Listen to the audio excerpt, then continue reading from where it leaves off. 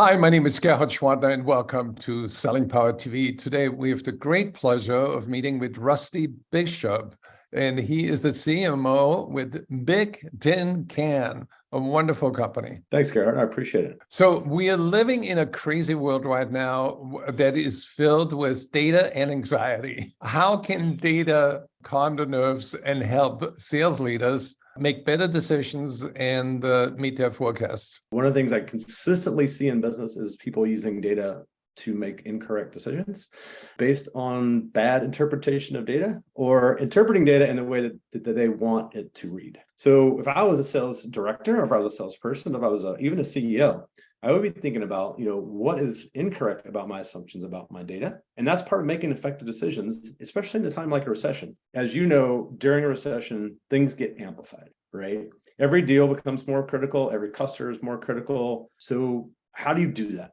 Right? I mean, how do you think about data in a time like this? How do you begin to do it? When you look at salespeople, they get sidetracked by intuition, emotions, and past experiences. You've got it nailed on the head. So, in good times, you can rely on intuition. In good times, you can rely on, your feeling about something. In hard times, the time that you spend with the right prospects is the most critical.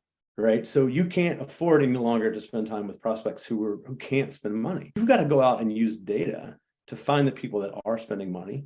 Right. And then you've got to use that data to figure out how to spend more time with those people and less time with the people that aren't going to give you the best chance at a deal. How do you translate that into action in your company? To get anywhere, you have to have a baseline. You've got to understand exactly where things stand today. So if I'm a sales leader, I need to know all my data points cold, right? I need to know what my time to sell is. I need to know who my ICP is. I need to know what's changing in the macroeconomic environments for all my ICPs if I have multiple, or my single ICP if I have a single. And all those data points come together to bring you to a baseline. Now, once you have a baseline, now you can begin to make changes and decisions. And I think that's where I see a lot of people make huge mistakes, Gerhard, is they start making these decisions, which, look, I get it. Your budgets are tight, things are crazy, and you got to start making really hard decisions really fast. You do that without a baseline, you have no way to interpret anything that happens after that. Because if you start making decisions without a baseline, you're absolutely hosed because you don't know what you changed and why it affected anything. You'll know what you changed, but you won't know why it affected anything on the outcome. Right. So what I tend to try to tell people, what we try to do is look far downstream in the funnel and start looking at our baseline right at the point of sale, and then starting to step backwards so that we get those leading indicators. And we want to then focus what our macroeconomic data is telling us about our ICPs, who's spending money, who's not. And we want to focus on the things that are working with those specific ICPs as we walk ourselves back up the funnel and all the touch points that a seller has to make. And that's the way I think about it, right? I think about it, each little leading indicator step back up the sales process. Right.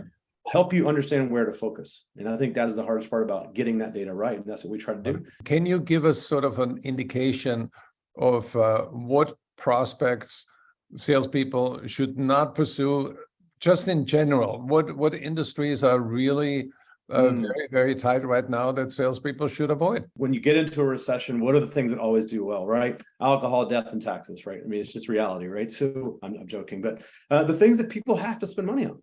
Right. And those are the things that are going to be continually spent.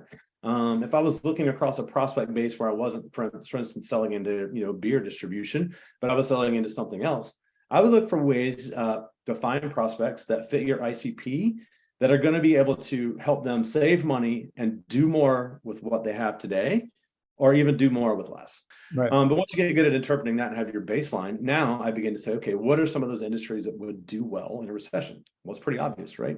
No one's stopping being sick, right? Healthcare is still going to be a huge thing. That's very, very obvious, right? No one's going to stop eating. They might spend less on fancy food, right? No one's going to, so start thinking about it that way. Like, what industries are bulletproof?